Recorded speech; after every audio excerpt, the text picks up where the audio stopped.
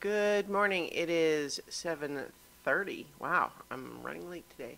7:30 a.m. on Thursday, February 4th, 2021. I'm Christiana Ellis, and I've been up for a little bit, poking around. This is 5 more minutes. Part of the reason that I did some other things today was because I had another COVID test, which is required weekly for my work now, and I was just checking the results before I did anything else today, just kind of on the basis that like they're available now. I want to know, but also on the basis that like if they were to turn out to be positive, I would change what I was going to do next after that. But they were not. I'm fine. So proceeding with the original plan, but the original plan ended up being like, oh, look, the internet. Yeah, so. One thing that did attract my attention this morning is just a reminder of the video game Control, which I realized that I never played the last DLC for that. And it was also on my mind because it is currently the February, one of the free games for PlayStation Plus. So if any of you have PlayStation Plus but you didn't play Control, definitely recommend you check that one out. I enjoyed it quite a bit, and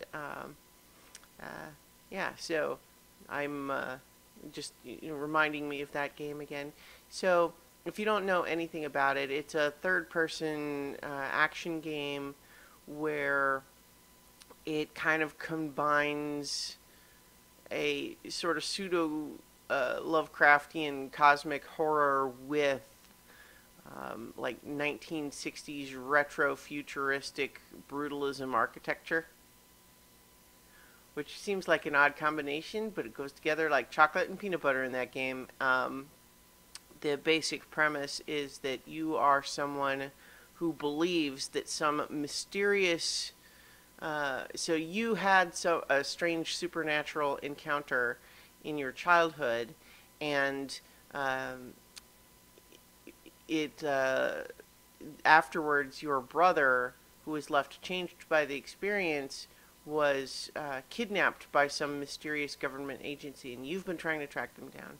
And so you managed to infiltrate the building where they're headquartered at the beginning of the game, only to find yourself enmeshed in an even larger mystery than you realized. And it's a third-person action game where you do a lot of, get psychic powers. So you do a lot of like telekinetic floating and pulling up furniture and using, throwing it at people, and various gunplay.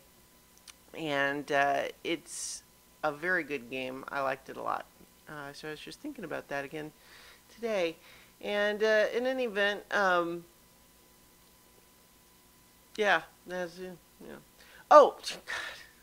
I remember what I had been originally planning to talk about today. It's actually maybe just as well that I'm not spending the whole 5 minutes on it, because in some respects I feel like what I want to do is recommend something very strongly, but then also not say very much about it, so that you can experience it fresh in your own on your own. So what I will want to recommend here is a Hulu show called In and of Itself. It's a movie, so it's about like a little over 90 minutes, I think. In and of Itself, and that's on Hulu right now. Now, what this is the movie version of a stage production that is probably like equal parts one-man show and magic act, where someone who's clearly very good at illusions and mentalism and all those sorts of stage magician sorts of things, but then he is kind of using those as building blocks to tell a very sort of personal story about his own life. And it's very good, and I don't know that you should know any more about it before you see it. I haven't watched the trailer because the person who recommended this to me said not to watch the trailer. So I actually haven't watched the trailer, even though I've now seen the movie. But I will pass on that admonition now. Perhaps it reveals some of the flourishes that would be best saved for experiencing in context. I can imagine that being true. But what I found this movie to be is something really thoughtful and moving, but also amazing in the way that good stage magic generally is. My general thoughts on stage magic, and this is sort of a like a parallel context here that is not really a spoiler of any kind for this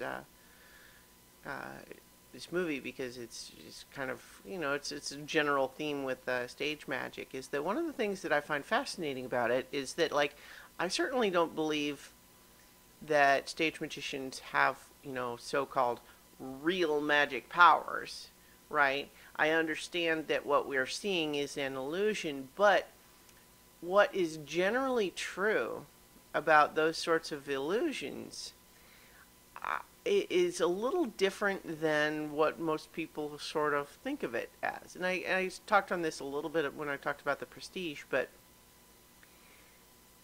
like with just a sort of standard like sleight of hand, trick with a deck of cards or something, say, part of what makes them work is there's an explanation that might be a bit more obvious, but seems so difficult and so hard to pull off that the brain just kind of rejects the idea that that could be what it is. Namely, like, oh, someone does something where, like, they seem to have an empty hand and then they go, whew, and then they're holding a playing card. Like, I can't do it.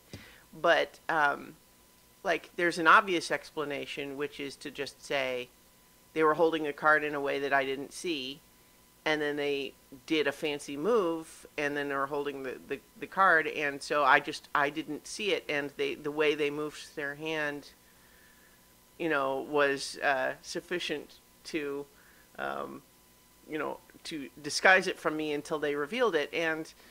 But that just seems really hard. Like, how could you do that? Wouldn't that be really hard to do? And the answer is yes, and they practice it a lot until they can do it reliably. But it takes a lot of work to do that. A lot of hard practice. And most people sort of have trouble imagining putting in that amount of effort for something like that. And so the brain kind of instinctively assumes, well, it must be something else then. There must be some other trick to it then, right? But there isn't. That's what it is. The magic trick essentially is in being willing to put in the time to learn how to do it. I think that's neat. Anyway, I will leave it there for now.